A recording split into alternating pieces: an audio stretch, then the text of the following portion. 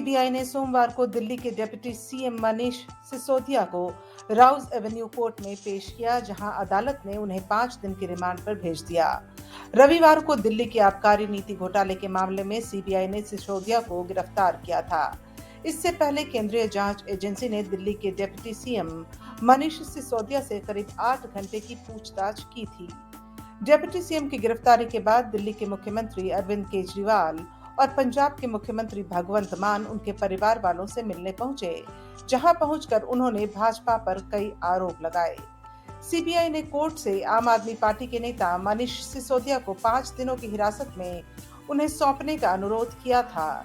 CBI ने 2021-22 की आबकारी नीति को लागू करने में कथित भ्रष्टाचार के सिलसिले में रविवार शाम सिसोदिया को गिरफ्तार किया था। सिसोदिया के वकील ने कहा कि एलजी ने आबकारी नीति में बदलावों को मंजूरी दी थी, लेकिन सीबीआई चुनी हुई सरकार के पीछे पड़ी हुई है। वहीं अरविंद केजरीवाल ने सोमवार को दावा किया कि सीबीआई के ज्यादातर अधिकारी उप मुख्यमंत्री मनीष सिसोदिया की गिरफ्तारी के पक्ष में नहीं थे, लेकिन उन पर राजनीतिक दबाव था, इसलिए उन्होंने ऐसा किया।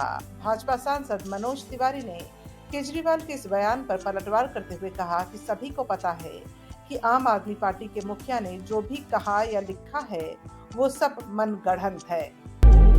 पूर्वोत्तर भारत के 3 राज्यों में हुए विधानसभा चुनाव के बाद अब सभी को रिजल्ट का इंतजार है और सबसे ज्यादा इंतजार त्रिपुरा विधानसभा चुनाव को लेकर है। त्रिपुरा में फिलहाल बीजेपी की सरकार है। यहाँ बीजेपी को लेफ्ट और कांग्रेस की तरफ से करारी टक्कर मिल रही है। ऐसा माना जा रहा है कि मुकाबला बहुत जोरों का है। त्रिपुरा की 60 सदस्यीय विधानसभा के लिए 16 फरवरी को चुनाव हुआ था। त्रिपुरा में एक चरण के विधानसभा चुनाव में लगभग 88% मतदान दर्ज किया गया था। चुनाव के नतीजे 2 मार्च को घोषित किए जाएंगे। त्रिपुरा में सभी 60 सीटों पर सर्वे किया गया है।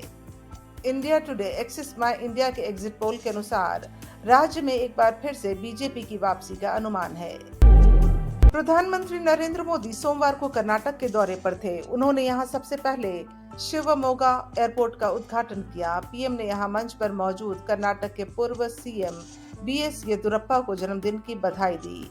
इस दौरान पीएम मोदी ने हाथ जोड़कर उनका अभिवादन किया और कहा, आज मुझे एक बार फिर कर्नाटक के विकास से जुड़े हजारों करोड़ रुपए के प्रोजेक्ट्स के लोकार्पण और शिलान्यास का अवसर मिला है। आज शिवमोगा को अपना एयरपोर्ट मिला है। यह बहुत ही भव्य और सुंदर है। यह सिर्फ एयरपोर्ट नहीं है, बल्कि इस क्षेत्र के जवानों के सपनों की नई उड़ान का अभियान है। कोई गाड़ी हो या सरकार, डबल इंजन लगता है तो उसकी स्पीड कई गुना बढ़ जाती है। पहले जब कर्नाटक के विकास की चर्चा होती थी तो ये बड़े शहरों तक ही सीमित रहती थी, लेकिन हमारी सरकार विकास को कर्नाटक के गांवों तक, टियर 2 और टियर 3 शहरों तक पहुंचाने का काम कर रही है। प्रधानमंत्री ने कहा, कांग्रेस के राज में एयर इंडिया की पहचान घोटालों के लिए होती थी, घाटे वाले बिजनेस मॉडल के रूप में होती थी, लेकिन आज एयर इंडिया भारत के नए सामर्थ्य के रूप में विश्व में नई ऊंचाई, नई उड़ान भर रहा है। आज भारत के एविएशन सेक्टर का डंका पूरी दुनिया में बज रहा है। वो दिन दूर नहीं जब भारत के नागरिक मेड इन इंडिया वाले विमान में सफर करेंगे। दिल्ली हाईकोर्ट ने अग्निपथ योजना को चुनौती देने वाली याचिकाओं को खारिज कर दिया है।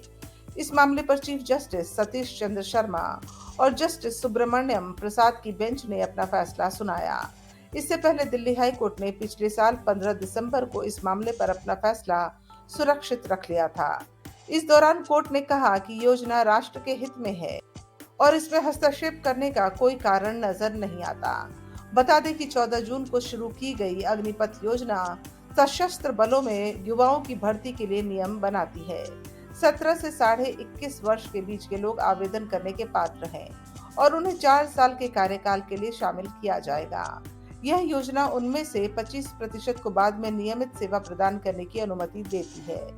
योजना के आने के बाद कई राज्यों में विरोध शुरू हुआ, जिसके बाद सरकार ने 2022 में भर्ती के लिए ऊपरी आयु सीमा को बढ़ाकर 23 वर्ष कर दिया।